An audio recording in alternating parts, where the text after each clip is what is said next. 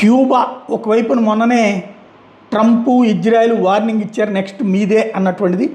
ఇప్పుడు ఈలోపు అక్కడ ప్రజా తిరుగుబాటు జరుగుతున్నాయి. మొన్న ఇరాన్లో ప్రజా తిరుగుబాట్లు చూసినే వీళ్ళు అక్కడ స్పందించి అక్కడ తమకు అనుకూలంగా ఉంటారనుకున్నారు. ఇప్పుడు క్యూబా ఒకప్పుడు అమెరికాని ఓడించిన దేశం. ఇప్పుడు ఆ క్యూబాలో కమ్యూనిస్టులకు వ్యతిరేకంగా ఉద్యమాలు చేస్తున్నారు, కమ్యూనిస్టు పార్టీకి వ్యతిరేకంగా ఉద్యమాలు చేస్తున్నారు, కమ్యూనిస్టు ప్రభుత్వానికి వ్యతిరేకంగా ఉద్యమాలు చేస్తున్నారు. ఏంటయ్యా అంటే ప్రస్తుతం పెద్ద సమస్యలట. 8 రోజులుగా దేశంలో కరెంట్ లేదట, రాత్రంతా కరెంట్ లేకుండానే గడుస్తుందంట. 3 నెలలుగా ఆయిల్ సమస్యలు ఉన్నాయట. చివరికి బ్రెడ్ తయారు చేసుకోవడానికి చెక్కతో కాల్చుకుంటున్నారట బ్రెడ్లు. దాంతో రోడ్డెక్కి ఉద్యమాలు చేస్తున్నటువంటి పరిస్థితి అయితే ఇలా ఉంది. కమ్యూనిస్టు పార్టీ కార్యాలయాల మీద దాడులు లాంటివి కూడా సాగుతున్నాయి.